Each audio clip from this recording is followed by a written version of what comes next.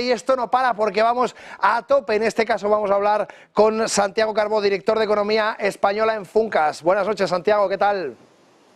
Hola, buenas noches, ¿todo bien? Pues para aquel que no conozca, Santiago Carbó es director, como decía, de Economía Española en Funcas, con una destacada carrera en análisis económico y finanzas, y ha publicado numerosos estudios sobre la economía europea y el mercado financiero. Santiago, bienvenido. Antes de nada, me gustaría comentar un poco la situación que hemos visto en ese IPC de Alemania, del 2,2. ¿Qué factores han contribuido un poco a la moderación del IPC en Alemania?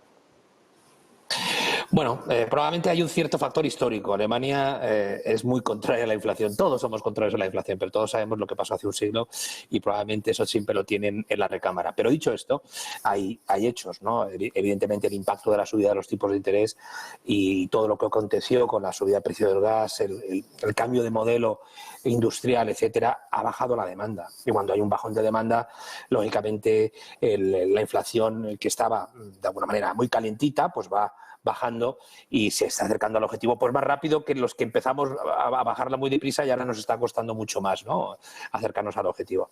Y luego hay algún efecto base, ¿eh? Es decir, no olvidemos que hace un año había una inflación más alta y entonces solamente el comparar una con otra te hace que se produzca esa bajada. Pero Alemania es que está sufriendo mucho más lo que ha sido toda esta crisis de Ucrania y todo lo que es la política monetaria del Banco Central Europeo, no sufriendo. Es decir, se está produciendo el ajuste de una manera mucho más marcada al caso de España, una economía más basada en servicios, con una fortísima demanda en el ambiente del turismo, etcétera, pero no solamente eso, es que aquí la economía pues está más fuerte y es más difícil bajar la inflación, y allí está menos fuerte y es más fácil bajar la inflación.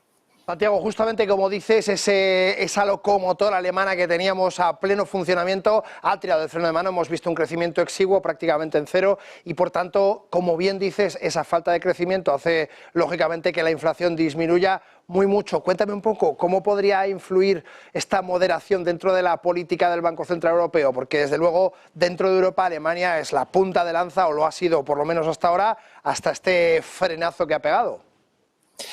Pues sí, evidentemente no podemos olvidar que Alemania sigue siendo el motor económico, es la gran referencia.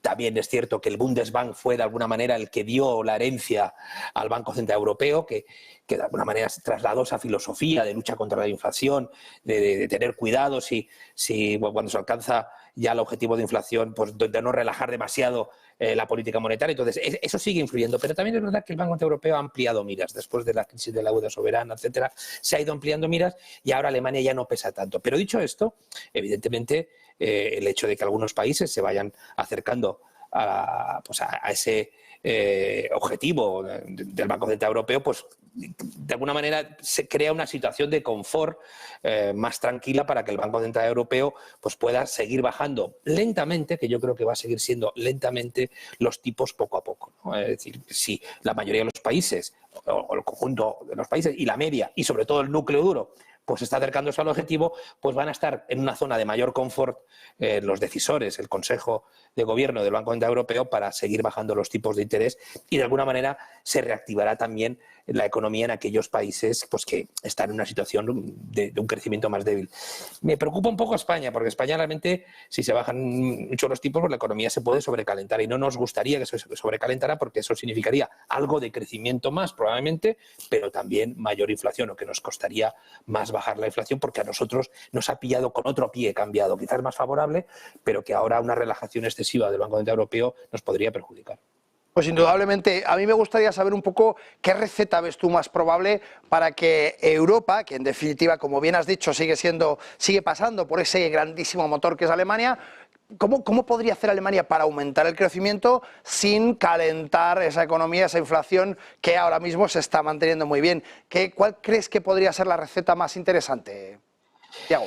Pues está en una encrucijada Alemania, porque su modelo productivo no es que esté en cuestión, no estoy diciendo eso, pero se ha quedado como en tierra de nadie entre la situación podríamos decir, por ejemplo, en el automóvil eléctrico, entre los coches eléctricos de China, hipercompetitivos, como todos sabemos, y los americanos. Por ejemplo, y aquí hemos sido más retardados, y mucho más en un país tan competitivo en lo que es la producción de coches, ¿no? Pero así en casi todo, ¿no? Entonces Alemania está de alguna manera haciendo un recalibrado, un reboot de su propia actividad económica y productiva. Ha reducido el consumo del gas, ha reducido, por lo menos le ha quitado la importancia, ha buscado fuentes alternativas, que también ha servido a abaratarlo, pero le está costando mucho más porque lógicamente no tiene ni las horas de sol ni puede ir tan rápidamente en baterías renovables, etcétera. Entonces, Alemania va a ir lentamente. Lo que pasa es que cualquier proceso en el que Alemania deje de estar en esta situación cerca del crecimiento cero, pues nos va a beneficiar, porque en el momento que Alemania vaya al 0,5, la gente vea que las cosas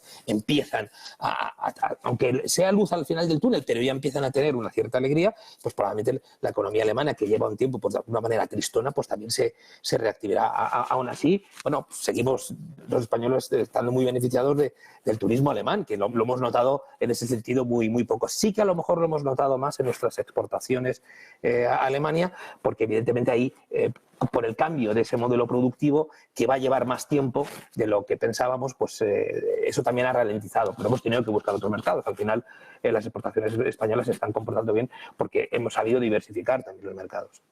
Pues en definitiva, Alemania, primer país de la Unión Europea, complicadísima. Francia, segundo país de Europa, complicadísima. ¿Qué hace el Banco Central en este caso cuando las dos principales potencias de Europa están tan comprometidas? ¿Qué te parece que debe hacer para impulsar el crecimiento sin comprometer lo mismo que decíamos de Alemania, pero en toda la Unión Europea? Bueno, yo creo que tiene una visión muy pragmática, quizás excesiva. A mí esto de ir reunión a reunión, dato a dato, pues también cuando teníamos una cierta guía, como ocurría con Mario Draghi, pues yo creo que todos nos sentíamos un poco más cómodos. Esto de ir reunión a reunión, pues de repente te dicen que va a haber 3 bajadas, luego te dicen 2 a los 2 meses o que va a haber una más. Entonces eso hace más difícil, te genera mucha incertidumbre que puede beneficiar a algunos agentes financieros, a algunos inversores, por supuesto, pero genera algún tipo de dudas. Ahí el Banco Central Europeo, pues lógicamente tiene que seguir siendo la señera, es decir, el buque insignia de lo que es la lucha contra la inflación, la credibilidad, que de alguna manera se dio, no menoscabada, pero alguna duda más cuando la inflación se disparó tanto. También es cierto que esa política de compra de bonos soberanos pues también ha despertado algunas críticas en algún momento, pero si tiene esa credibilidad en su principal materia, que es en materia de política monetaria y de lucha contra la inflación, pues si vienen mal dadas, que tampoco podemos descartarlo, yo creo que estamos todos muy cómodos con que no vamos a tener nunca crisis de la deuda soberana, pero están creciendo la deuda soberana en todos los sitios. Y entonces ahí el Banco Central Europeo puede echar una mano. Cuando ha habido ahora la tensión con las elecciones francesas, que la prima de riesgo francesa pues ha subido, pues a lo mejor ahí ha podido actuar algo, pero el Banco Central Europeo no puede salvar todo.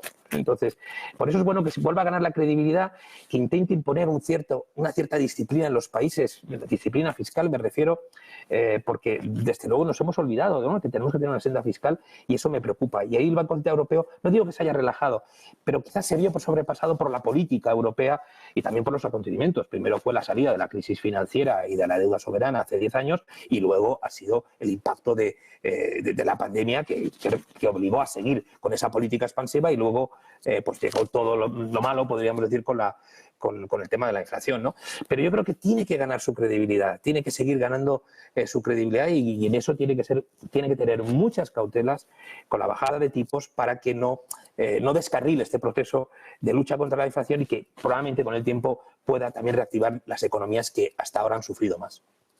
Santísimo, sin duda, Santiago, esa visión en la que el Banco Central Europeo debe dar una hoja de ruta un poco más a largo plazo, ¿no? Porque es verdad que este dato a dato nos tiene un poco a todos perdidos y además es que tampoco mantienen una línea concreta, como tú muy bien nos has contado. Es que en definitiva nos dicen 3, luego 2, luego 1, luego de nuevo otra vez 3 y al final se nos hace a todos un poco bola. Santiago, siempre un placer tenerte entre nosotros hoy. Santiago Carbó, director de Economía Española en Funcas. Un placer haberte tenido con nosotros en el programa. Un gusto, buenas tardes. Buenas tardes.